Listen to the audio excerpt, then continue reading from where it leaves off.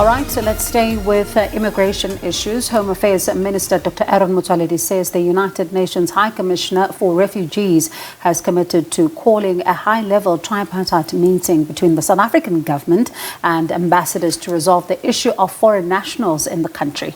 Motsoaledi says he supports President Cyril Ramaphosa's condemnation of the activities of Operation Dudula, whose members target migrant employees and shop owners without valid papers.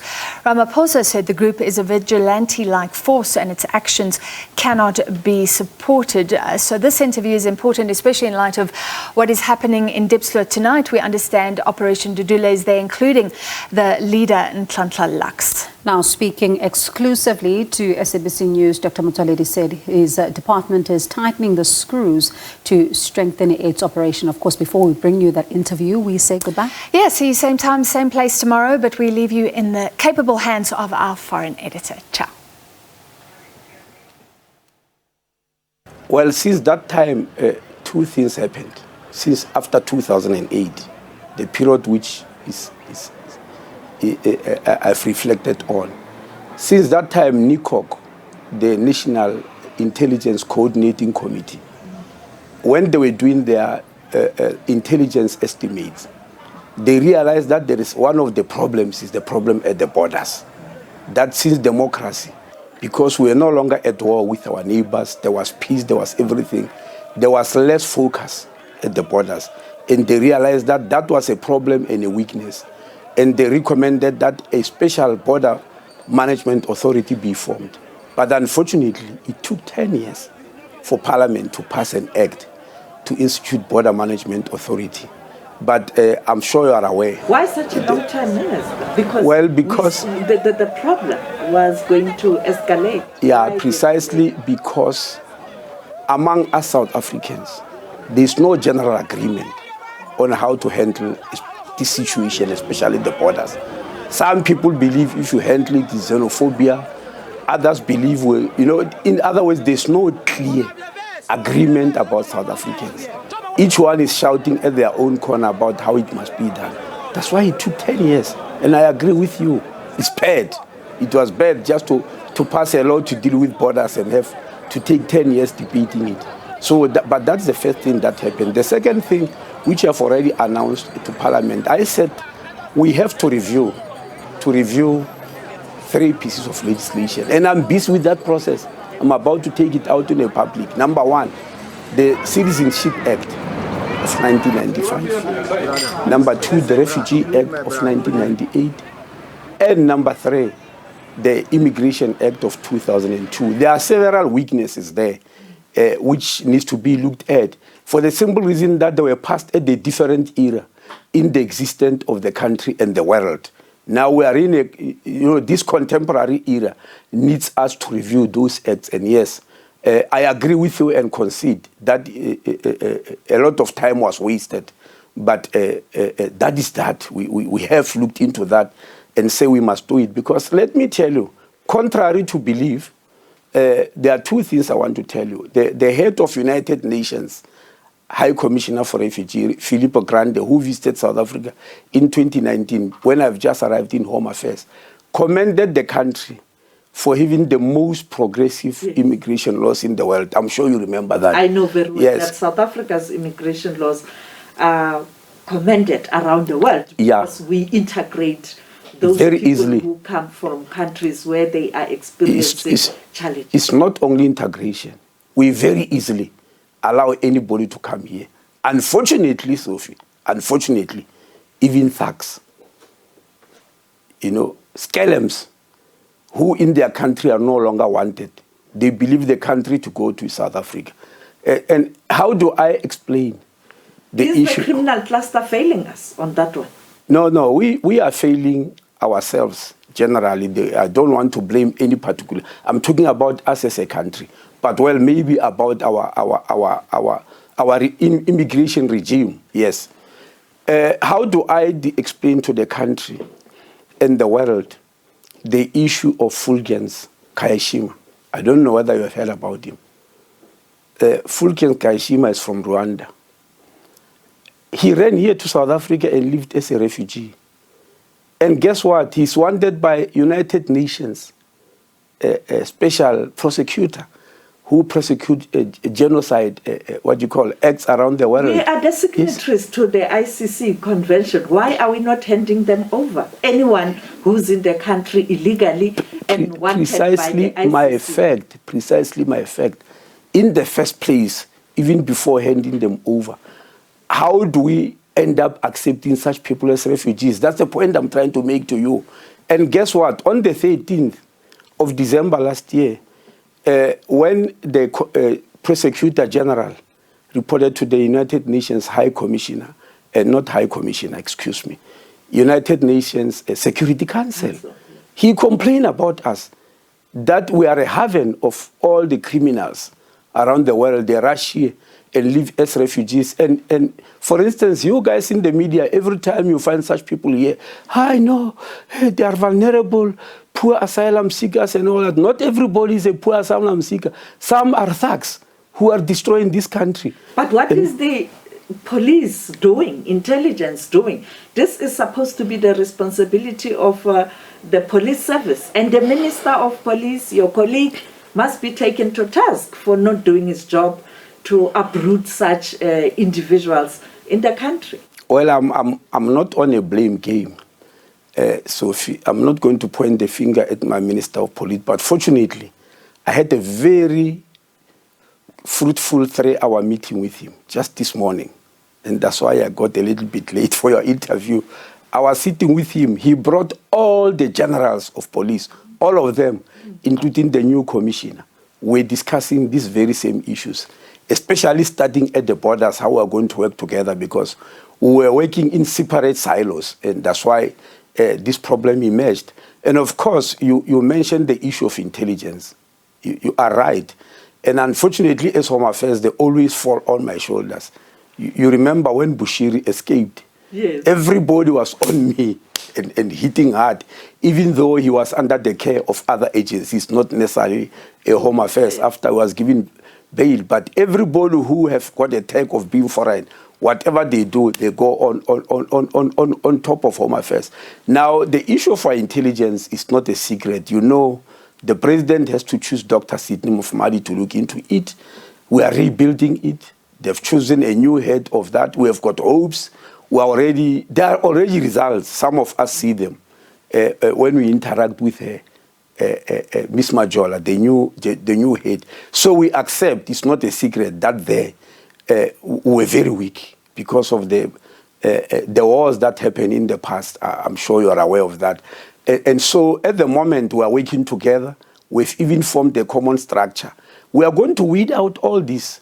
And that's why you saw what happened 2 weeks ago when we caught this Pakistani national who is busy destroying identities of people and even destroying and distorting the national population register. What I didn't tell people, that was even distorting the voters' roll because of what has happened. So that's destruction of the whole country. And guess, that man is here under the auspice of being a refugee, under the pretext of being a refugee, and is destroying the country. The other one was caught when he was just about to escape at Cape Town International Airport. So I agree that there was a time when we were set and relaxed. That time is over, Sophie. It's over. These issues, you spoke about this big story. I watched on television. I was so shocked, Minister, that this happened in the offices of Home Affairs. What are you doing to clean up our systems as well? We're doing a lot, Sophie. And I just want to remind you, in November, I took a trip to Lubombo border post in Mozambique to take part in the arrest of 6 Home Affairs officials who are working at the border, 1 police officer working at the border, and a Mozambican hawker who were also running a racket about passports, breaching our laws. They are in now. As I'm speaking to you now, there is a person who was part of this photo swap, who is a South African, is serving and working in Home Affairs. He's serving 8 years. Now, this week, we're arresting 8 Home Affairs officials. And people were asking me whether if I start making noise, they won't run away. Where to? If they run away to another country, it's good riddance. Within 14 days, they will have lost their jobs. If they go underground, within 14 days of not coming to work, they will have lost their jobs. And the Home Affairs Department will be clean of these rascals. But we are arresting 8 of them. We are still investigating. And the good news, Sophie, you know, since the operation, the sting operation in Krugerstop, the number of people who are giving us information every day is overwhelming. And I'm happy with South Africans and tell them out there, I'm very proud of them. Because maybe they thought maybe we don't care or we're doing nothing. Every single day, my phone is full of messages. Go to this place. This is what's happening where. This is, you know, the counter-corruption unit have got their hands full with all this information from citizens. And I think that's the way we need to work with our citizens. They need to become active citizens to help us clean up the country. How do we differentiate between these ones who don't have papers, who must be dealt with in terms of the South African laws and international laws, and the foreign nationals, particularly from the continent, who are here legally, who are now panicking? So if you are here legally and you have got the requisite documents, you have got nothing to be fearful of. You shouldn't. And it's not about papers as people think. There are people with papers here. Some of them hold very high positions, as I told you, in our SOEs and all that. But these papers are fraudulent. They got them fraudulently. And they are sitting in big offices like me and you here, sitting on high chairs, you know, running the country when they are actually scalums, if I have put that way. The other time I was talking of a high-ranking official in AXA who was found to have defrauded our documents. When she was questioned and she realized that she was caught, you know what she said? She threatened that she's going to commit suicide and leave a suicide note and send it to all over the world, telling them how xenophobic South Africa is. Xenophobic for catching you, for defrauding our documents. So those who are innocent have got nothing to worry about. The ones who are making noise, they know what they've done. For instance, you see matches here by people sometimes who believe they are welcoming to everybody. Some of them own businesses in which illegal foreign nationals who are vulnerable are being exploited, very heavily exploited, and earning nothing. You saw what happened in Robertson. I'm sure you saw the war between Basotho national and Zimbabweans, where the story was that no, it is the labor brokers who are doing this. And the labor brokers came very openly. Within a short space of time, they said, no, the white farmers told us that when we recruit for them as labor brokers, we must recruit only Zimbabweans and nobody else. What was the reason? They were going to exploit them because they know that they are illegal. By the way, this one, Minister of Labour, where is before you come there, this one I saw it, I think it was 2002, when I was the MEC for Agriculture in Limpopo. Mr. Billy Masetla was the DG of Home Affairs. I remember. Yes, and Minister Member Disim Tlatlana was the Minister of Labour. They came to Limpopo, to Musina, and I went with them there. And the stories that people were telling us were chilling. They were saying the white farmers there hire illegal Zimbabweans in their farms and not South Africans. They hire them and they toil there. At the end of the month, when they are supposed to pay them, he just takes his van out, go to the nearest police station, find a commander there, a police commissioner at the police station. No, they don't deport them. They just drive with a lot of vans to their farm. And when they see the vans coming, they run away. And then the farmer no longer have to pay salaries. They've disappeared. They just disappear because they know that they are there illegally. Isn't that an evil act? It's very evil. So these are the things that we are going to have to fight. And I'm emphasizing to you, people who are here illegally, who have stolen nothing, who have defrauded nothing, have got nothing to fear. But those who did, together with Home Affairs officials, so it doesn't matter. When you destroy this system, whether you are a foreign national or you are a local, a citizen, we're coming for you. You have this situation where fellow Africans are being abused in our country, a country that fought for democracy. That's bad, and it must come to an end. I've just said so.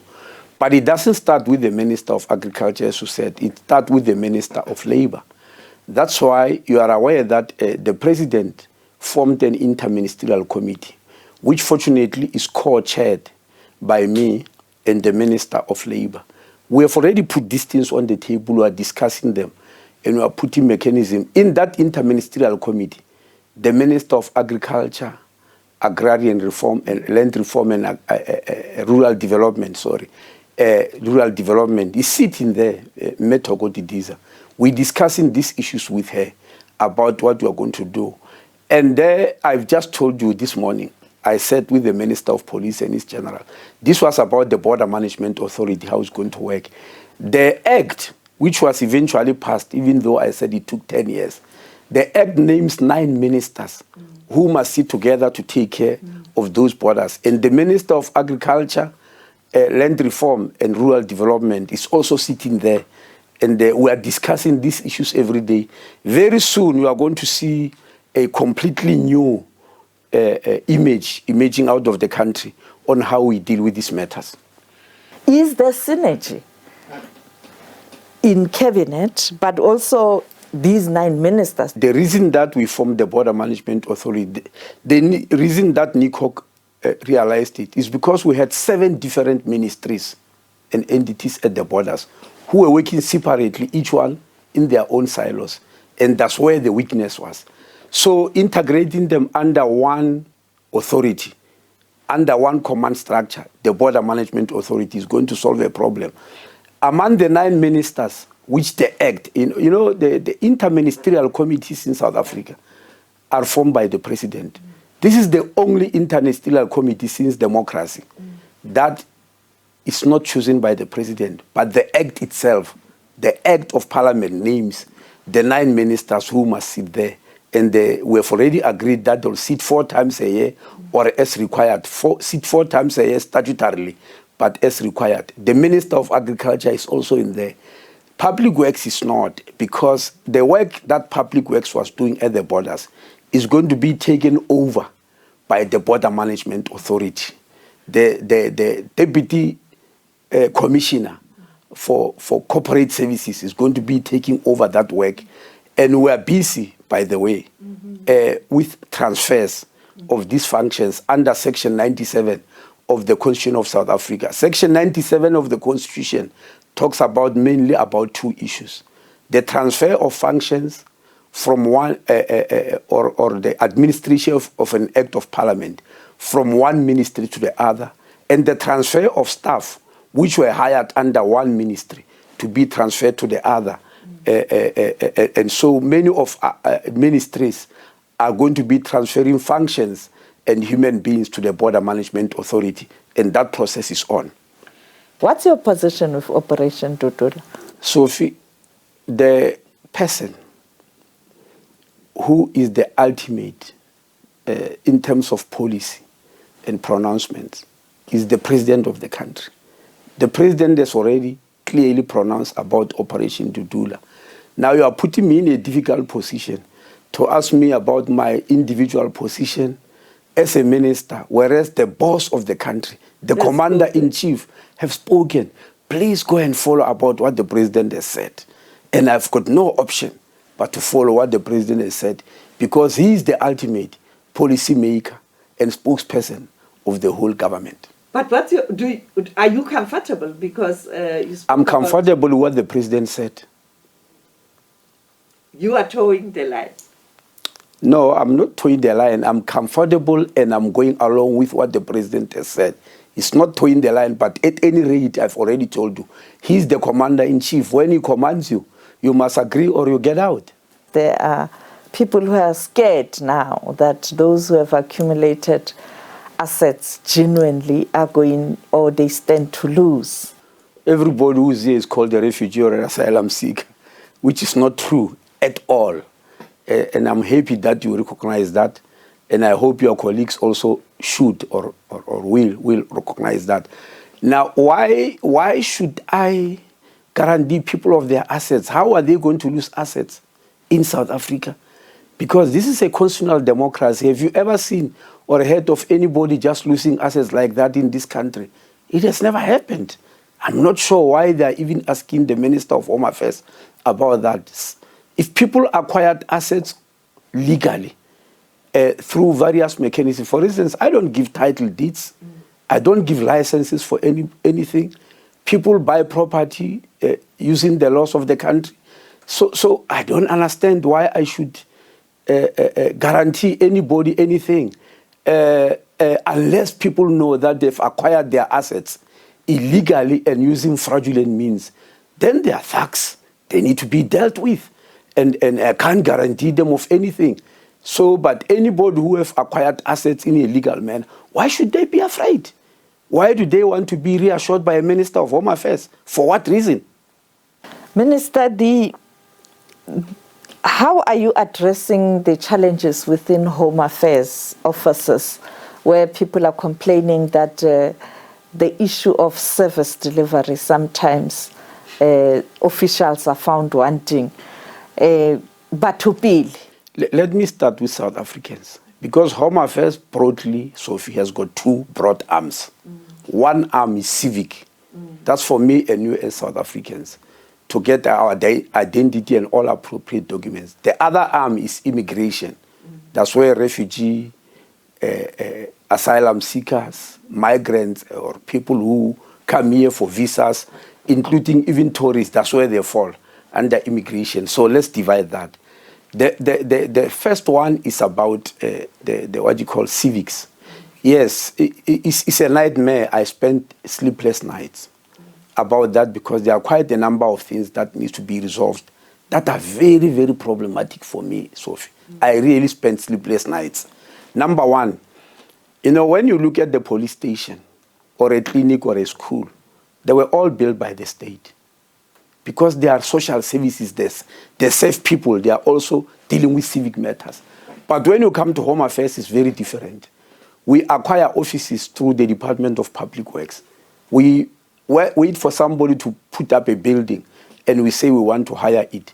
Those buildings are not fit for purpose of what Home Affairs is all about. That's the first thing. So where we find people crowded, sitting in the sun, not having any space, that is the first thing that we are trying to correct.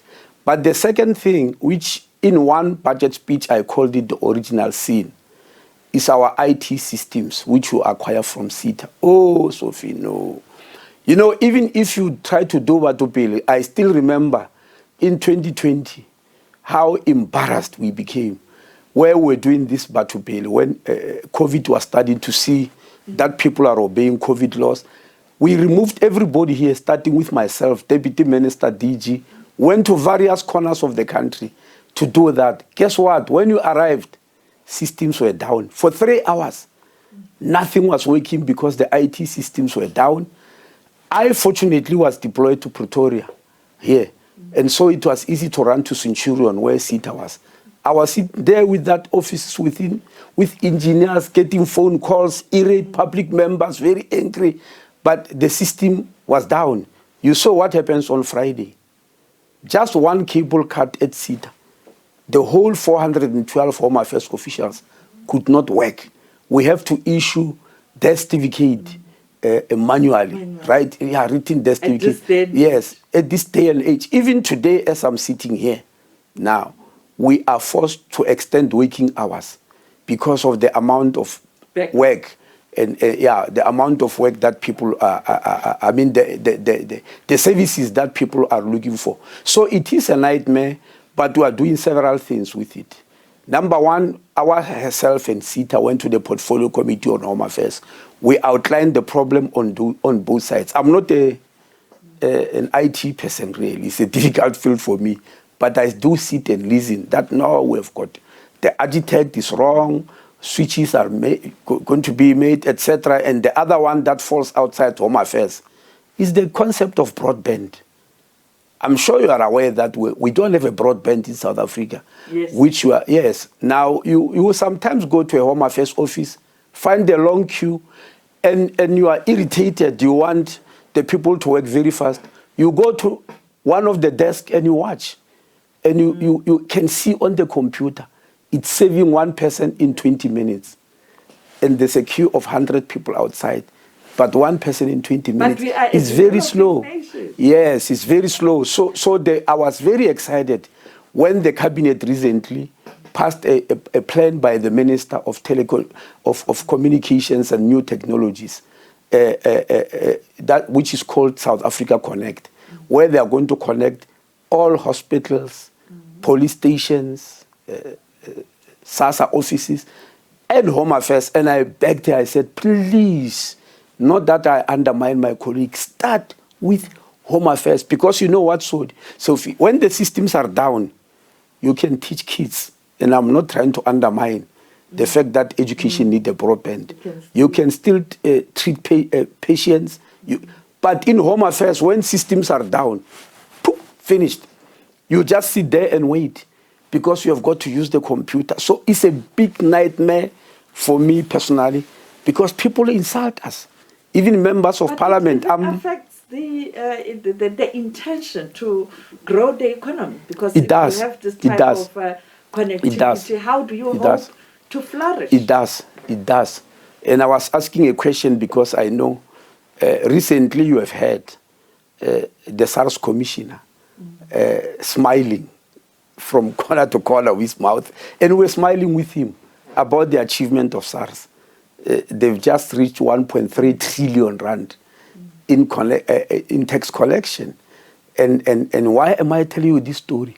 Because when CETA Act was enacted, whereby all government departments will have to acquire their IT through CETA, SARS was exempted. It's free. They acquire them everywhere. I asked the same question that you asked, by the way. When I realized it, I asked the same question. That didn't we realize that Home Affairs is actually carrying the economy of this country? You can't do any transaction in a bank without ID. You can't apply for any business. You can't open a factory. You can't fly overseas on business matters. You all depend on Home Affairs. So yes, you are right. And that's why we're working around the clock to correct this situation. It frustrates me because I'm an IT person. Sometimes I sit for the whole day with these experts.